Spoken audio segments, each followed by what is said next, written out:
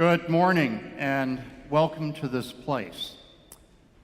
We gather on the traditional and ancestral lands of many indigenous peoples, including the Anishinaabe, Cree, Ojibwe, Dakota, Lakota, and Dene nations. We gather on the homeland of the Red River Métis. As indigenous and non-indigenous people who call this land home, we know that the mistakes which are part of our history of colonization have caused deep and lasting harm. We affirm that the sovereignty and distinct nationhood of indigenous peoples needs to be upheld, and that the sustaining connection to the traditional and ancestral lands must support in practical ways this sovereignty and nationhood. We commit ourselves to the truth-telling that needs to continue to happen as we seek reconciliation and healing and work toward a better future together. I'm going to invite you to stand as Cam's family makes their way in.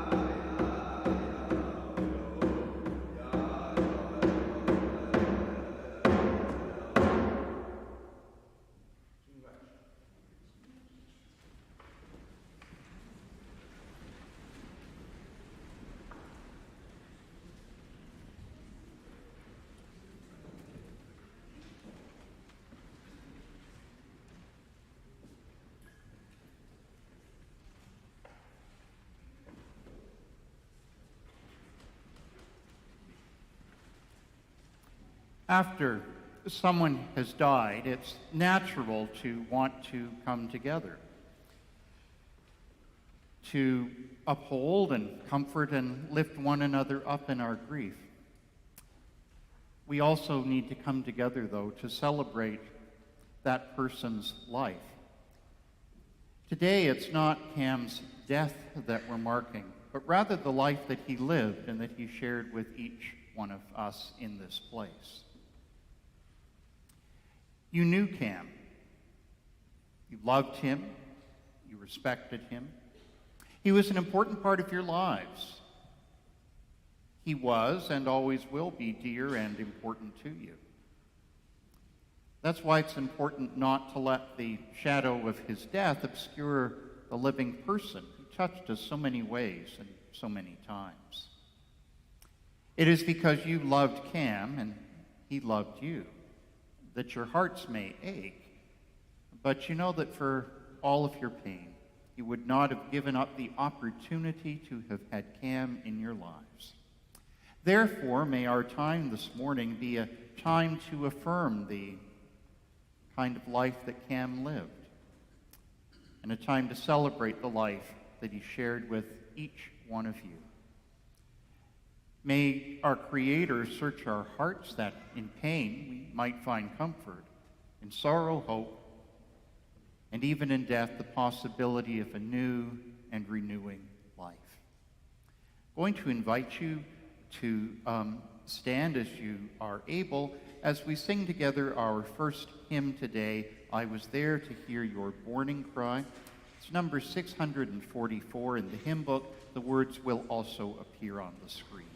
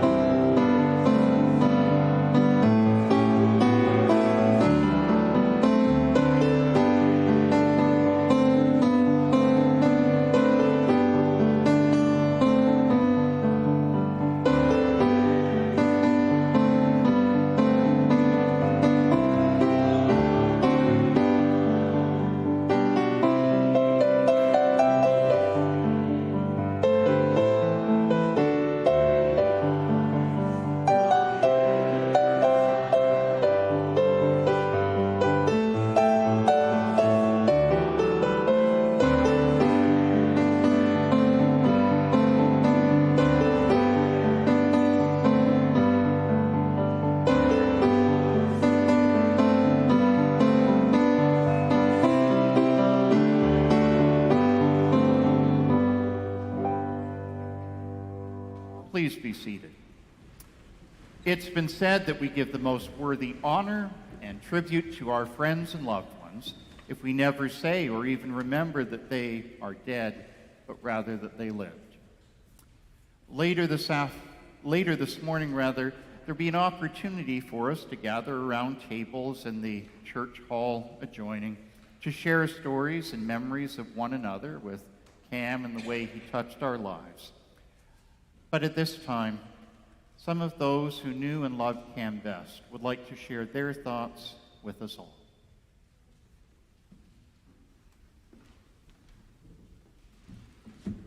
Again, I'd like to thank you for coming.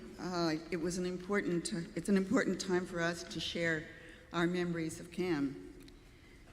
Yesterday would have been Cam's 86th birthday. He promised me 2 more years, but we didn't quite get there. His was a life well lived. Many people say they want to make a difference, but Cam really did. He made a difference in the way Canada runs. Cam started his career as an activist. The first of that was in Frontier College. His days with Frontier College, now called Literacy Canada, and Cam did not approve of the name change, I want you to know. He answered an ad in the university paper. It said, "Hard work, low pay." That sounded like it was Cam's thing. So he went off to the interview with Eric Robinson, and he arrived in a typical Cam style, full kilt and an attitude of optimism. Frontier College folks worked on a literacy model that had their field people working on railway gangs during the day, and at night they taught literacy. They taught them to, most of the people that they were teaching were immigrants who had no language skills, and that's who the railway hired to build the railways across Canada. He learned a lot on those railway gangs, not the least of which was how important it is to have support when the tide turns. They also learned a lot about watches and pocket watches, and I think some of my sons may be having some of those today. He got his first pocket watch while he was on the railway, and he just developed a love of them. There are lots of labor teacher stories that we can tell you. One of the favorite stories, and I'm not going to go through the whole thing now, but I suggest you get one of us in a corner and we'll tell you. It ends with Mackie finish worko, tudo Portuguese finish worko. And that was when he knew that if you're going to win a fight, you need support behind you. His days as a laborer teacher led him to be chair of the board of Frontier College and being made a member emeritus. And I have to tell you that, not to suggest that he used his influence unfairly, but he was able to get Frontier College funding, core funding for literacy, which helped them really establish themselves as a force in Canada. After leaving university, and he was very active politically in university, he hit the North End streets. Now, the North End at that time was pretty grim. It had shacks with earth floors. There were lots of shacks that were heated with oil drums. So it was pretty grim.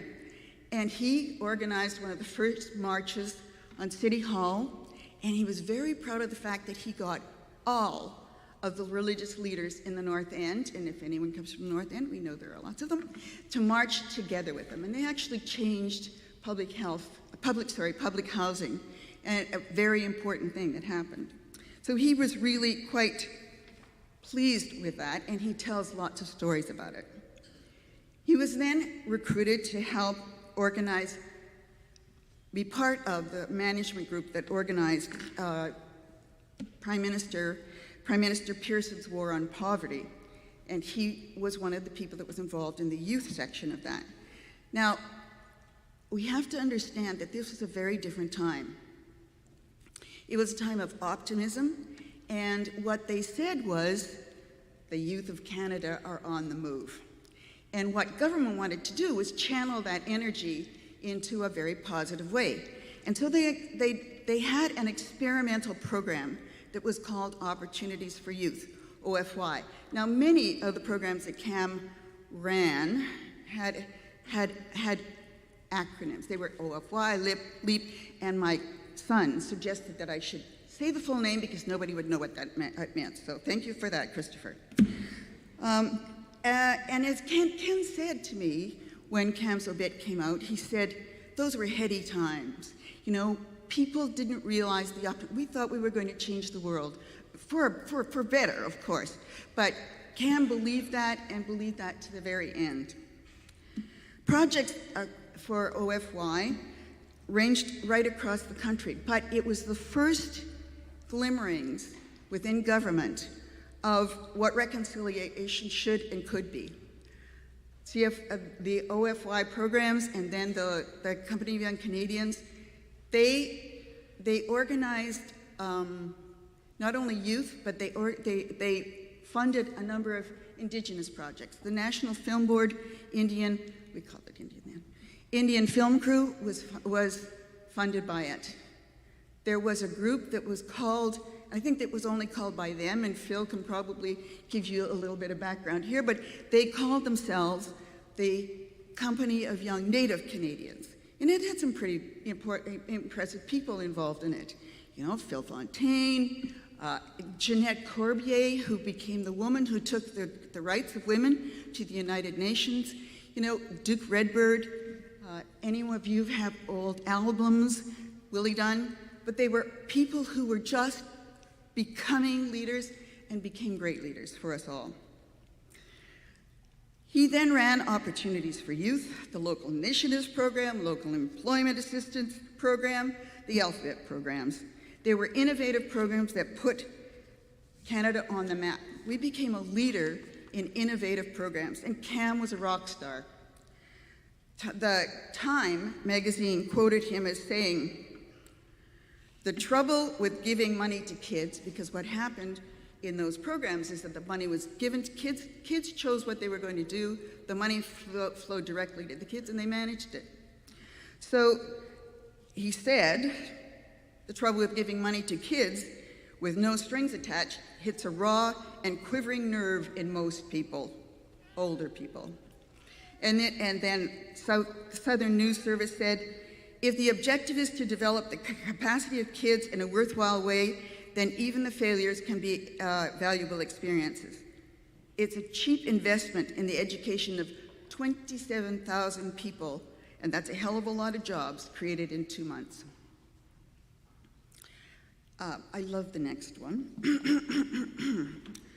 For Mackie himself, the main feeling that he has is that the program has contributed to the identity of Canada. We have also shown we have people who care about what young people are concerned with. We've admitted that all the things that we've done in the past aren't necessarily good things. Like the young tell us, and we have also said, we care about your culture. This is something we had not expected to get out of the program. What it takes to run a program like this is foolhardy guts and absolute craziness. Talks Cam to me, yes. Cam was a rock star.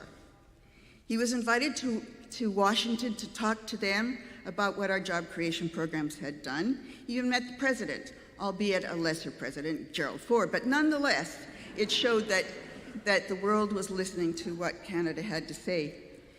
He went on to be invited to be the sabbatical visitor at London Graduate School of Business. And students from all over the world came to see what Canada was doing to help job creation. As I said, it was a heady time. He actually shared the office overlooking Regent Park with the guy from Australia who went on to be the economic advisor to Thatcher. I'm not sure that was a good thing, but nonetheless, that was where we were.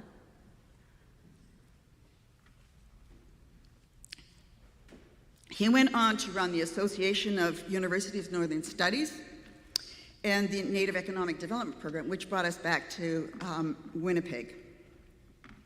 Although NEDP was short-lived, it became the basis for the recognition that financial institutions had to be the basis of fundamental Indigenous control of lands and wealth management.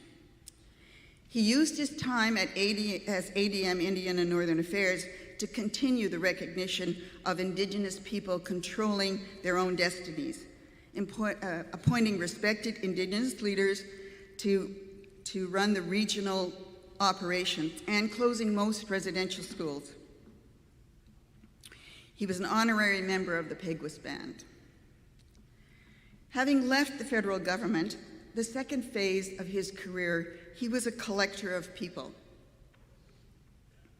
We counted when we left our big house at 64 Middlegate that over the years we had had 20 young people, well, Robert wasn't so young, live with us. At least 7 of them are here today. And he was absolutely consumed with this endless curiosity of his. The de rigueur was that after you came home, you had to sit down and have a conversation with Cam. I'm pretty sure that by the time Corey passed his medical exams, Cam could have passed them too, you know? He loved talking to people. He loved listening to people. He was extraordinarily good at listening to people. And by the time you went through the grocery line, Cam knew the name of the cashier. He knew if she was going to school or not, how many kids she had, whether she had her teeth filled last. I mean, we went very, very in-depth, did Cam. And he did it with everyone. He was a generous man with his time and energy and acceptance. He joined KPMG as a management consultant and then ran the Knightsbridge HR practice. After that, he joined me in my consulting team. He was active in the Winnipeg community. He served on the board of things like Manitoba Film and Sound and was treasurer for Crescent Fort Rouge. But his greatest joy was his boys, Christopher and Craig. He loved the role of father. He loved being a family.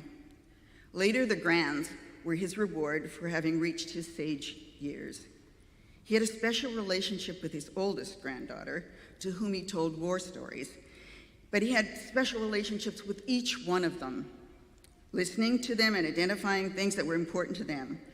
Lots of storytelling, reading books, and marveling as they developed skills, whether it was riding a bike, or snowboarding, or catching fish, or conducting plays, or becoming hug specialists, or the talent nights at the cabin. His family was his world. He was a fine and honorable man.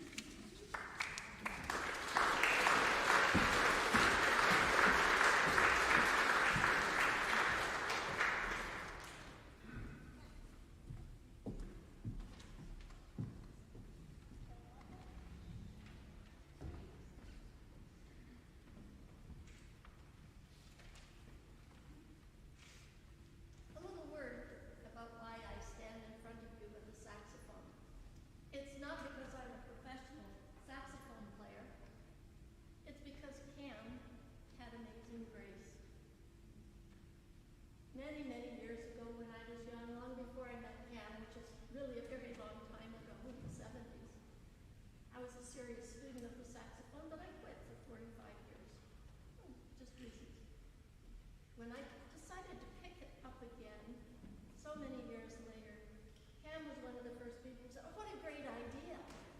You're 69 years old, pick up the saxophone again, play it." And when I played the first few notes for him and Doris that I played for almost anyone, he said, "Oh, that's beautiful."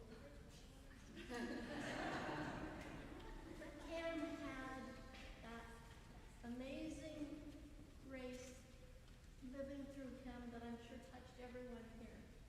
No matter whether you were up or down or just drifting, he cared, he listened, he encouraged, and he saw wonderful potential, and he gave you a feeling of confidence and peace. I'm sure you all have your memories. I'll just express mine by trying to play Amazing Grace.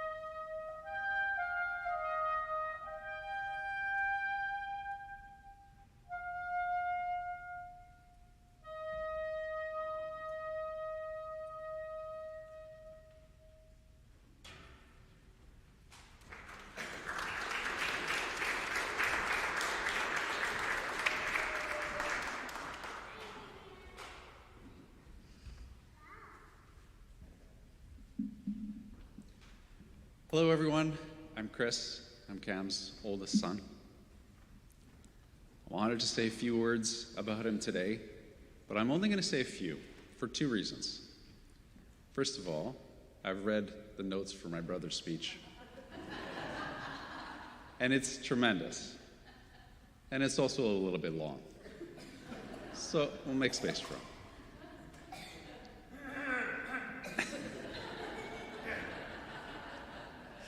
But the truth is that also I'm still processing this, trying to figure out what this means.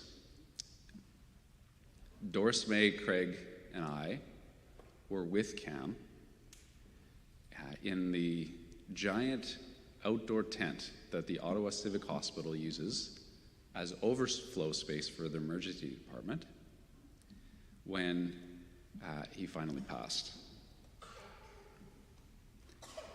It was the Monday of the May 24 weekend, and we had known for about 24 hours that this was going to happen. And Dad knew too. He was there when the doctors explained that he was very sick, and there are a couple of things that could, on paper, be done to help him, but they would be quite difficult for him and not really change what was going to happen. At the same time, not make a difference. And so he told us that he was ready to go. So Craig and Mom and I stayed with him until he took his final breaths, and then we christened him with a little bit of scotch. Much the way his cousin Craig Campbell christened my oldest daughter Evelyn when she was a baby, with Guinness. You didn't know that?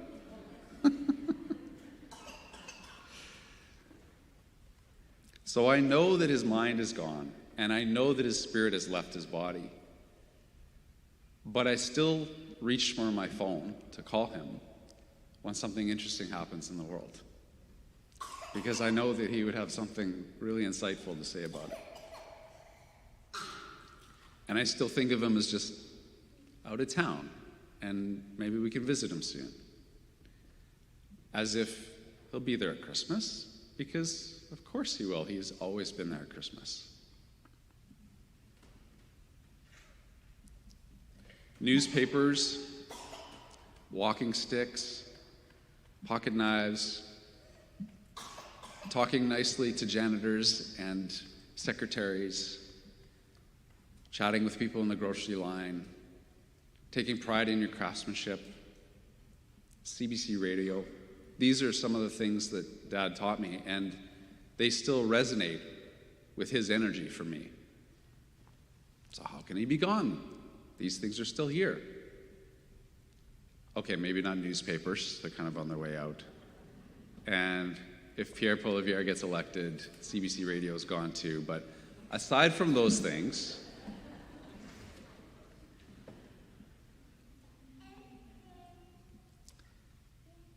what I want to celebrate about Dad today is how he was always lifting people up. Some of my warmest memories of him were when I was tiny and he would lie down on the living room floor on his back and lift me up in one hand above him. And I felt like he was so strong, and I felt safe and loved.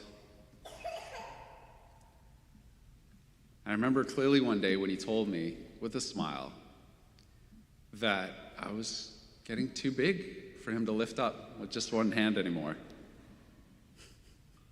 But he actually never stopped lifting me up. If I ever needed help fixing something around the house, I could call him. If I ever needed a pep talk, if I was ever at school and I'd forgotten something, and he would bring it, he would cancel whatever meeting he had and bring it to me. You know, if my car broke down, even in the middle of the night, at 2 a.m. on New Year's Eve in 1995, he was there for me. In his career, too, as you've heard, he was all about lifting people up. North End of Winnipeg, one of the poorest neighborhoods in Canada, helping people to get their lives on track. He went to the federal government and developed and implemented these innovative direct job creation programs, giving young people money to help them reach their dreams. He went on to Indian Affairs, and back in the 70s, 50 years before most of us figured this out, he knew that it wasn't enough just to manage the relationship with Indigenous people. For the first time, as ADM of Indian Affairs, he put Indigenous people in leadership roles across the country. After government, he spent about 2 decades mainly doing outplacement work, helping people at their hardest points in life, when they'd just been laid off, to find new jobs. And he would always say, do what you want and the money will follow. If you ever had the pleasure of chatting with him, he came out of the conversation feeling uplifted. And shortly before he passed, Misha and I brought Evelyn and Gwen and Alexandra and William up to see him. We'd been camping in southern Ontario when we got the call from Mom. Out of cell service, she called several times, but we finally got the message. And we walked into that.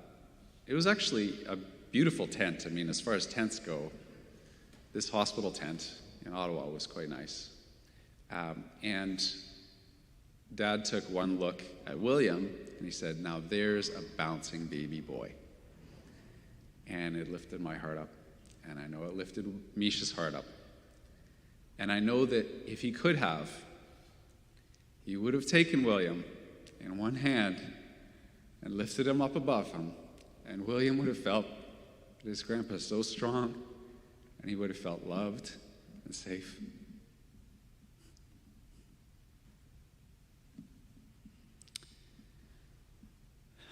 So that's what I do now with William.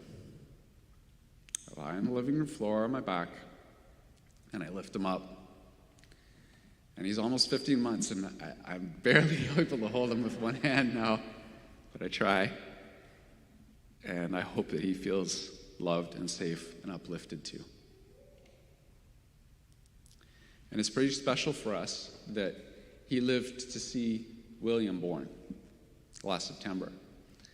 And he lived to see Craig and Katrina get married last year. And he lived to see Misha and I get married the year before. So I'm going to keep trying to figure out what it all means and how to understand what to do now that his spirit has left his body. And I know it's time to let go of that hope that one day I'll see him again in person.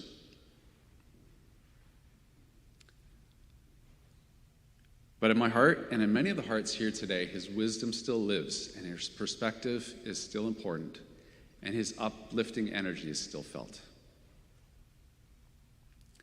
And so today's the day when I'm going to stop reaching for my phone to call him, and instead try and reach inside myself to channel him. I'll let go of the belief that we need just one more moment together to make our relationship complete.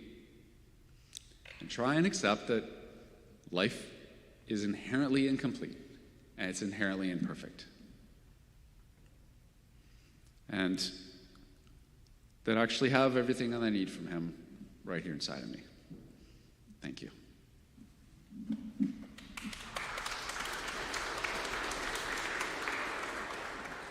Just briefly to introduce the video we'll see in a moment. Lara Haid is the singer. And Lara's father, Marshall, was one of Cam's longest friends. They were friends since grade 1 back in Winnipeg. And my dad just loved Lara, and Mom and Dad were very close with Marshall and Elba. And I know Lara would be here if she could, and Elba is here, and we're so grateful for that. So please enjoy Hallelujah.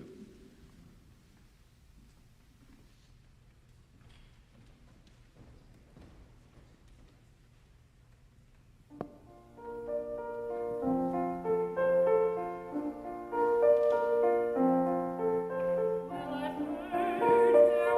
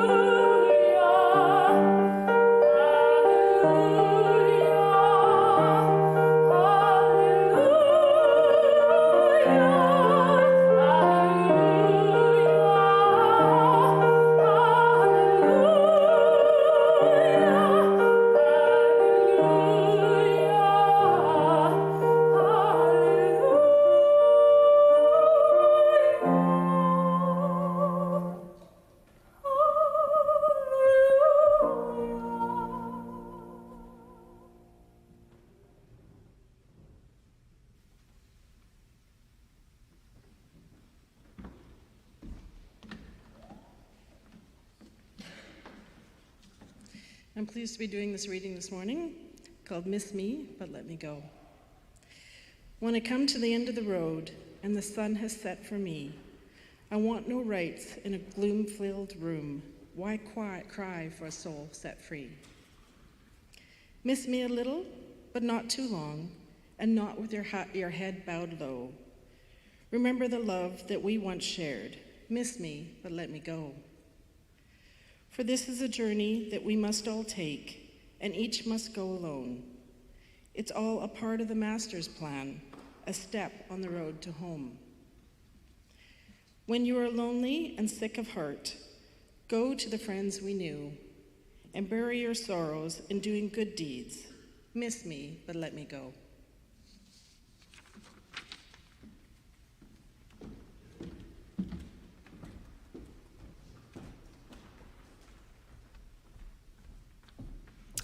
Hello. Don't worry about the program. I'm not Craig Mackie. Hi, my name is Gwen Mackie, and I'm representing the 6 grandchildren of Philip Campbell Mackie. My older sister, Evelyn, is 14 years old. My cousin Elias is 7 years old. My younger sister, Alexandra, is 7 years old.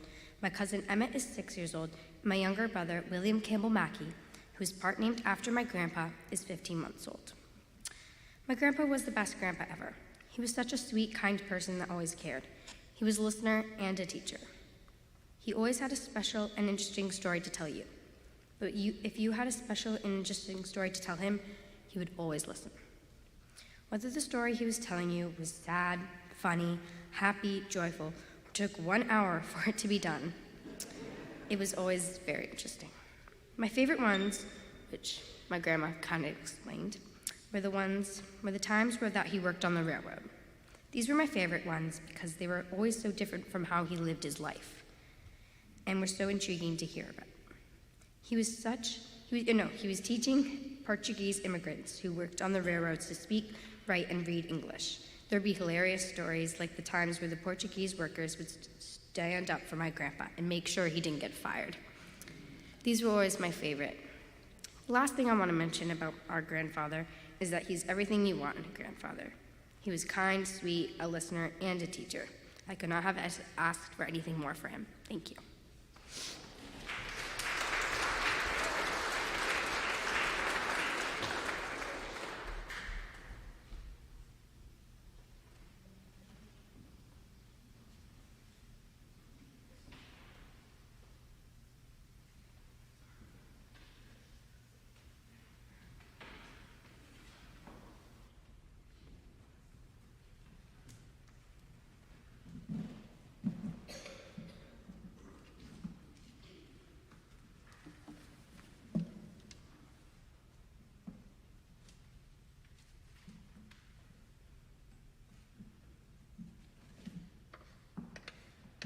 I wasn't going to say anything today, but Doris May made reference to the fact that Cam collected people.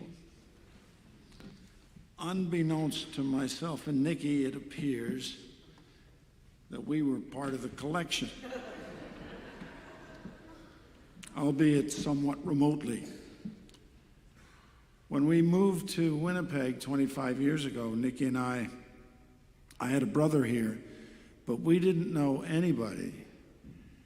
And at a wine tasting event, we were sitting next to this gentleman, Cam Mackie. And somehow he attached himself to us and we attached ourselves to him. And all of a sudden we were going to his place for events, and they were coming to our place. And when you move to a new community at the age that we did, you have no connections. So your social circle is minuscule, whereas Cam's and Doris May's were vast. And one of the challenges for those people is to find room for somebody they might want to know. Somehow Cam found room, and we felt very comfortable in there and very blessed with all of the other people that Doris May and Cam collected. And so thank you very much, Doris May, and thank you very much, Cam. I'm just going to briefly tune up, just to confirm. This is a song I wrote in 2007 with my good friend Ray Martin, and I think it's appropriate for Doris May, but hearing Christopher's little talk there earlier, I guess appropriate for him to keep Cam alive.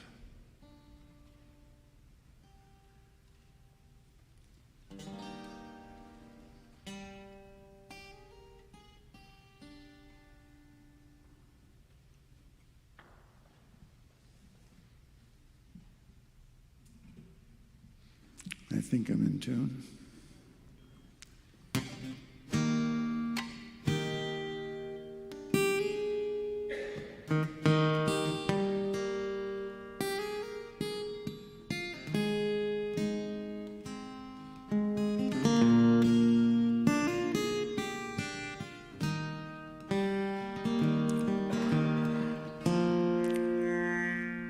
I was sitting by the fire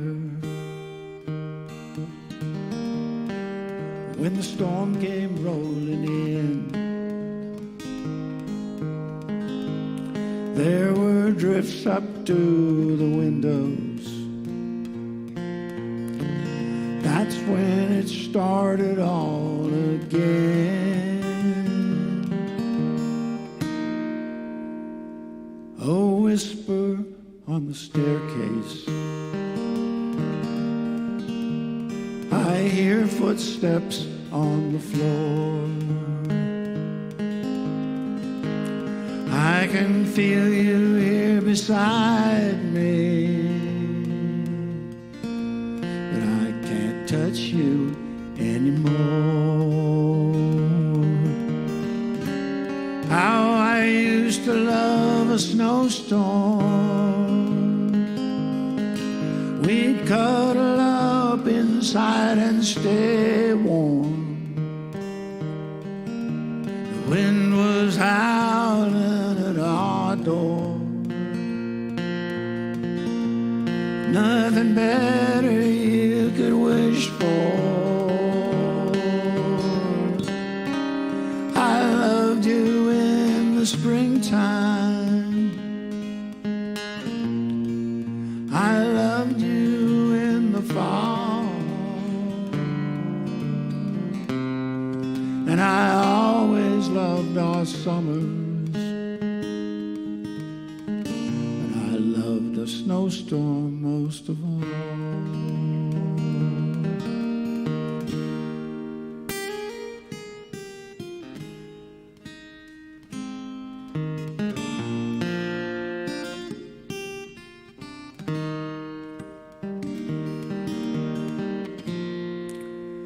I keep the fire burning,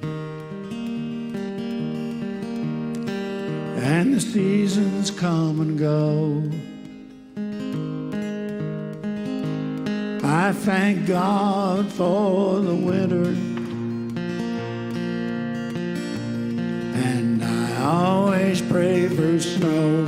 How I used to love a snowstorm. We'd cuddle up inside and stay warm. The wind was howling at our door. Nothing better you could wish for. I loved you in the springtime. I loved you in the fall. And I always loved our summers. But I loved a snowstorm most of all.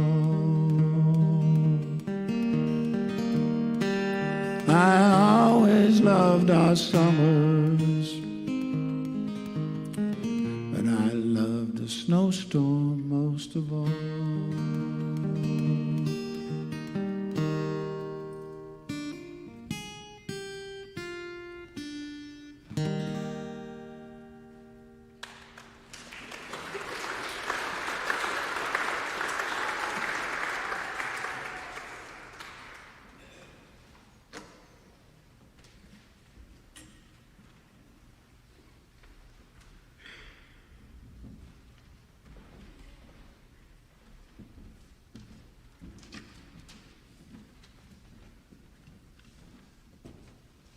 Hi, I'm Gord Mackie, and after I've said a few words, many of you will be saying to yourselves, golly, that guy sounds a lot like Cam. And you're right. You're right. This morning, preparing to come here, I put on one of our father's ties. I thought that was appropriate. I also think it is spectacularly appropriate that the family is offering some from Cam's collection to the rest of us. When I was about this tall, one of Cam's tasks on Sunday morning was to tie my tie before we went to church. He did it pretty well. I learned how to tie a Windsor knot. And look, it still works. It's the same method. My task today is to read from 2 Timothy. Recall that Paul was in a prison in Rome, expecting to be executed any day, and he wrote a lot of letters, including a couple to his follower Timothy, in which he reviewed his own life and advised and directed Timothy as to how he should conduct himself. We'll start with the 3rd verse. But thou hast fully known my doctrine, manner of life, purpose, faith, long-suffering, charity, and patience. Persecutions, afflictions, which came unto me at Antioch, at Iconium, at Lystra. What persecutions I endured. Out of all of them, the Lord delivered me. But continue thou in the things which thou hast learned and been assured of, knowing of whom thou hast learned them, and that from a child thou hast known the Holy Scriptures, which are able to make thee wise unto salvation through faith which is in Christ Jesus. For I am now ready to be offered, and the time of my departure is at hand. I have fought a good fight. I have finished my course. I have kept the faith.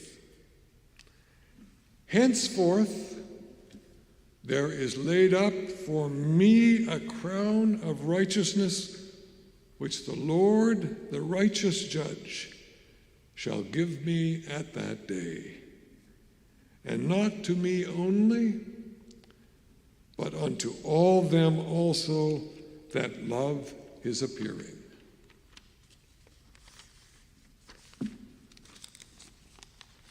I think Craig wants to bat cleanup.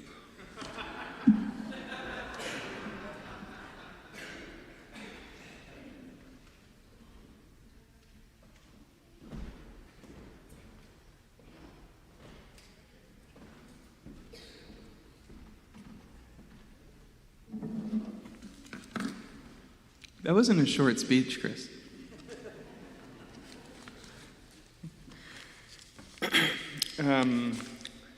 Thanks for all being here. My dad lived by the motto that one should always tell a joke when one addresses a crowd. So they're quite topical, I think you'll find. A woman takes her little boy to visit dead relatives' gravestones at a cemetery. The little boy's never been to a cemetery before. The woman takes her first son to her grandma Annie's gravestone. The names in this joke have been changed just to protect the original. The initials under Annie's name say R.I.P. The little boy asks, "Mommy, what does R.I.P. stand for?" The woman replies, "It stands for rest in peace. That means we wish for Grandma Annie's spirit to find peace in the afterlife." Then they come to the gravestone of the woman's Uncle Joe. The little boy asks, "Mommy, what does R.I.H. stand for?" Pointing to the initials under Uncle Joe's name, the woman replies, "We really didn't like Uncle Joe." Another one for you. So, I think reincarnation is making a real comeback.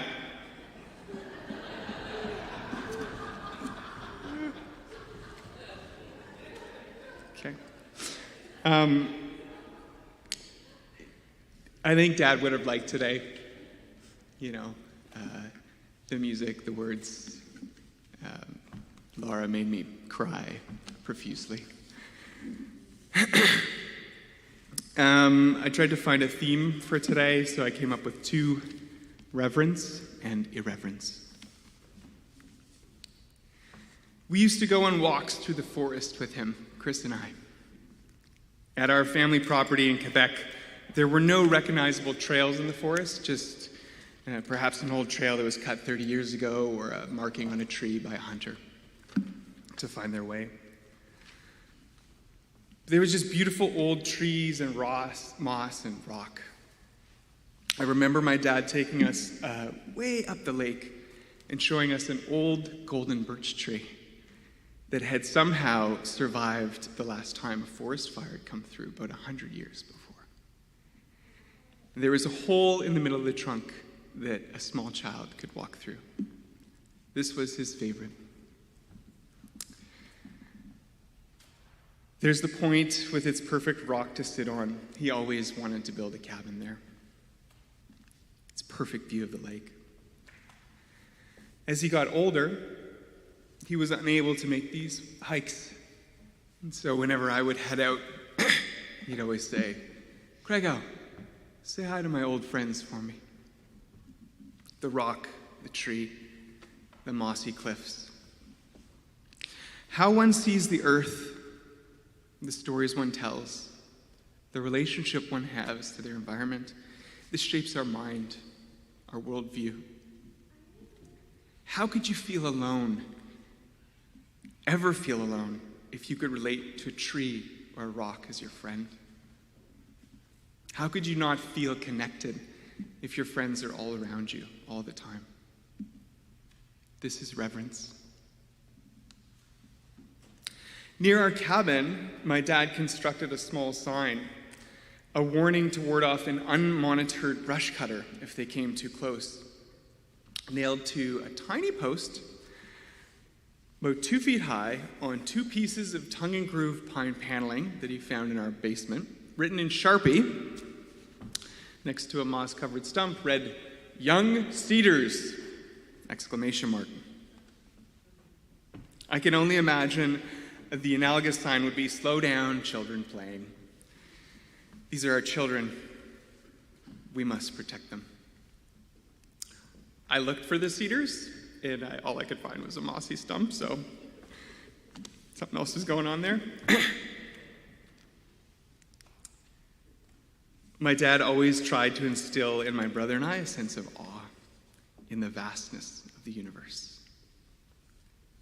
I think this was his way of explaining what he thought the true meaning of God was. Come on, wake up. We're going to look at the stars. And out we would trot.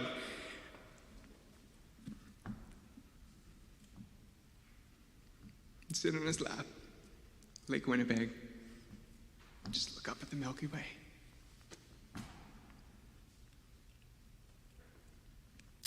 I remember him saying something like, "If this isn't what God is, then I have no idea what she might look like."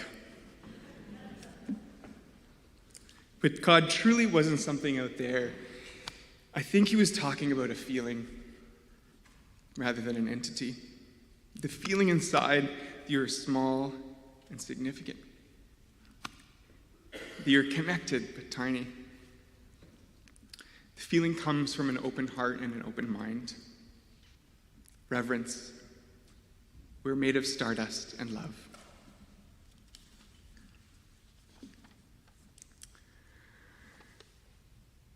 Reverence for the strange stranger. No matter who you were, as we've heard, he would want to know all about you and let you know that you were special in some way. We are so connected that sometimes, as we've heard, checking out of the grocery store would be a dissertation on the East Coast lineage of the attendant, and a friendly, hello, how are you, would turn into a wish for, may your grandmother come back to full health, to the gas station attendant. I think it's fair to say, as Harvey pointed out, he had a great deal of patience and love for the weirdos, the rule breakers. Whether you're an artist, a business person with creative approaches to ethics, you shall remain unnamed, but I am wearing my Rolex today that he gave me. Or a young person trying to get into med school for the third or fourth or fifth time, or a teenager trying to make a buck to shovel the driveway. It didn't matter. He made you feel important. I think this one might be irreverence. Incidentally, the Oxford Dictionary definition of irreverence was, that I looked up, a lack of respect for people and things that are generally taken seriously. The example was an attitude of irreverence towards politicians. Maybe a bit dated. Sometime, this is a story he told me, sometime in the 70s, the 70s, we've heard about them, the federal government was trying to standardize its hiring practices. Essentially, as he related to me, they wanted to make a more efficient bureaucracy, better civil servants, emphasis on the civility and the servitude. They developed an inventory of questions to basically try and find better cogs for the wheel. As such, they decided to check out, at the time my dad was running this big employment initiative, one of the largest initiatives ever taken in Canada, certainly the largest at that time, and so they decided to check out what he was doing to retain and hire such amazing folks. So they said, we're going to give Mackie our standardized test. Let's see how he does. So he failed the test miserably, essentially breaking the mold that they were trying to construct, and left them so confused. But he explained to me that he was simply hiring creative people who were motivated to change things, and then giving them the tools to best execute their collective vision. Somehow that was revolutionary, although it certainly was. He likes to think they listened and had to rethink their approach to standardization.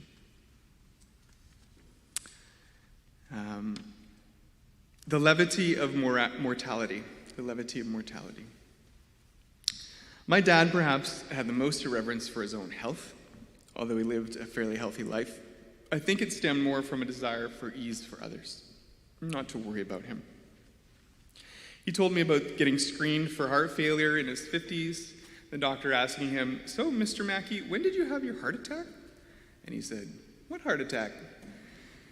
Well, clearly the tests show that 2/3 of your heart is not functioning. And it then dawned on him that perhaps the flight that he was trying to make on one of his federal government trips and running with a full bag on his back may have been the time he had a heart attack when he sat down in his chair and his heart was feeling like it was going to explode. But apparently he ignored this condition for a good decade and then realized that he couldn't walk. He couldn't walk up the driveway without losing his breath. And hence he had triple bypass in his early 50s. This is when I was starting to take the sport of biathlon seriously. And he was incredibly sad that he had to miss my races. So on his recovery bed, not literally being able to walk or move, he took every bullet that I would shoot and he polished it, made sure that it was perfect.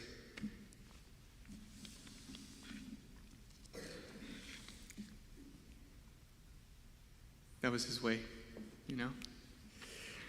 He later was incredibly reluctant to have brain surgery, even though he was dizzy with headaches after a fall for weeks.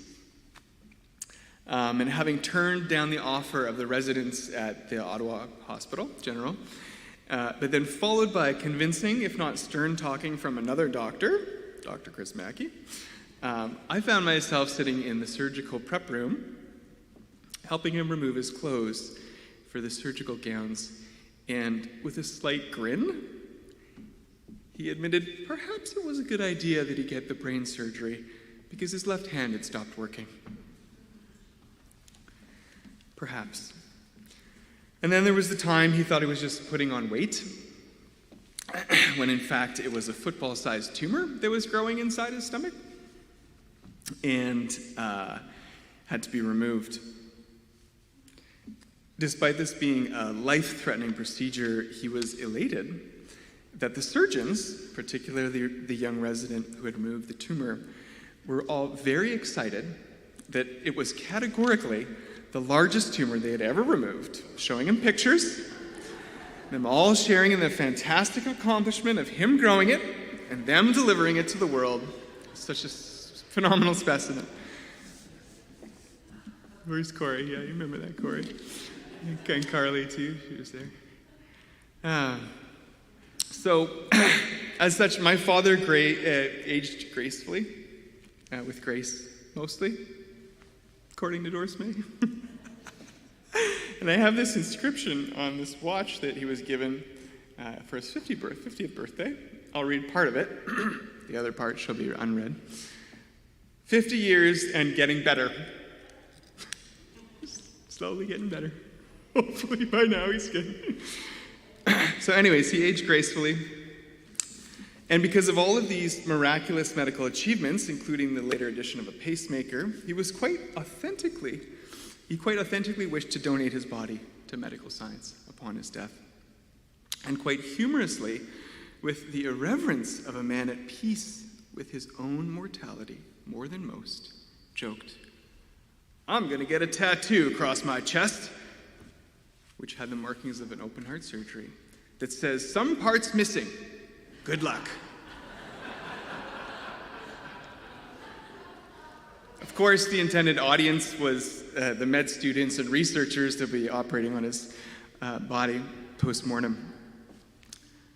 I don't think Doris May appreciated this joke at any level. However, having heard it more than once, I decided to gift him a surprise appointment to the Main Street Tattoo Collective. Thank you for the recommendation, Jill. And for his 80th birthday. So I was going to give him this, and with the covert help from Susan Thompson, I arrived at the Prairie Sky Cafe and made my presence and my present known. To which he said, "Let's do it!" adding his favorite tagline, "Attaboy, Craigo!" So we got this tattoo.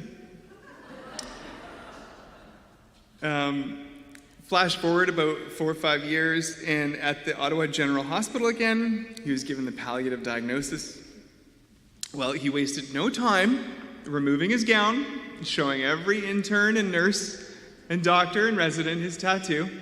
You know, just spending the last, 48 hours of his life making people laugh. Of course, they all loved it. some were confused. This to me is reverence for the irreverent. I am passing, but I have lived a full life. I'm happy that by chance and intention, others can benefit from this body I give to them. Now, the postscript here is that it was a small miracle that this even happened. You see, he had filled out all the necessary paperwork at University of Manitoba so that his body would go to the U of M med school, which requires many forms, hoops, coroners, signing off, etc., school administrators' consents, none of which had been done in Ontario or in Ottawa. So, I mean, I don't want to take credit for anything here, personally, but I like to think that had he not agreed to that tattoo, the story might have been a little bit less compelling for the doctors of the hospital who made personal calls on his behalf to advocate to their contacts over a long weekend that this man fulfill his dying wish. And that finally, yes, finally, after helping all those young students get into med school, he too would be able to get into med school. I'm not taking credit at all for that. And thus, the gifts he gave me, and I'm sure there are countless other gifts that you all can remember, that he's given you, and I hope you share those stories today and for years to come. Those gifts of connection to all, a levity for life, a profound respect for what inspires awe. May all of these be what you remember and embody in your own way. The final advice he gave us when I asked him what his grandchildren might benefit from hearing, very clearly, after a pause of consideration for the weight of the question, be a strong person, be a fair person, be a loving person, and talk to strangers.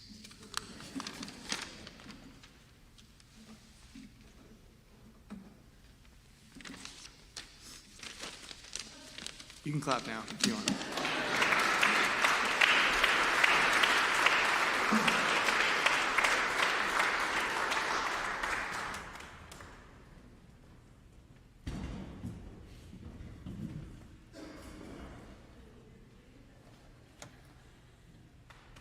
Cam is dead, but truly we have not lost him.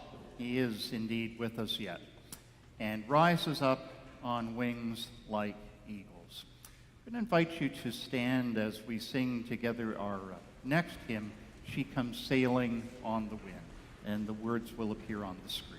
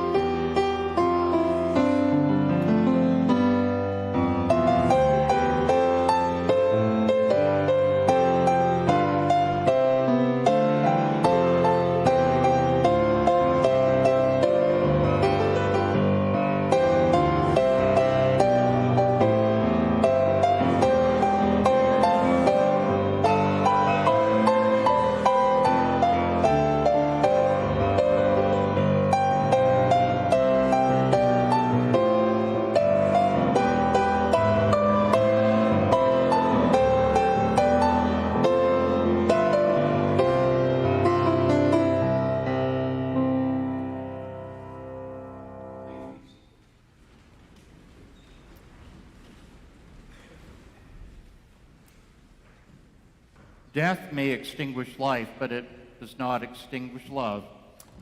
And so, even in the face of Cam's passing, we can and must offer words of thanksgiving. We give thanks for Cam, for all that was good in his life, for the gift of Cam, for all that Cam meant and always will mean to us. We're grateful for the example of a man who, even in the struggles of life, showed us the triumph of character over trial and of courage over difficulty. We're glad to have seen his face, heard his voice, been delighted by his laugh. Truly thankful that Cam was part of our lives, that he influenced us and always will, and that he helped to make us who we are and who and what we may become. And we are truly thankful that Cam's life touched our world, and that even in his death, he brings us together to be a blessing and a gift to one another.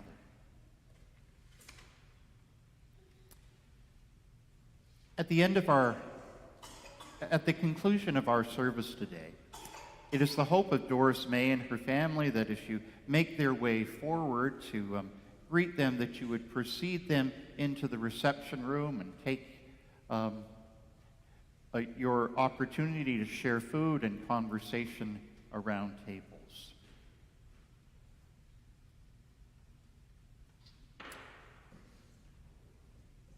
Our choir today, by way of benediction, is going to offer Dona Nobis Pacem, which has great and deep meaning.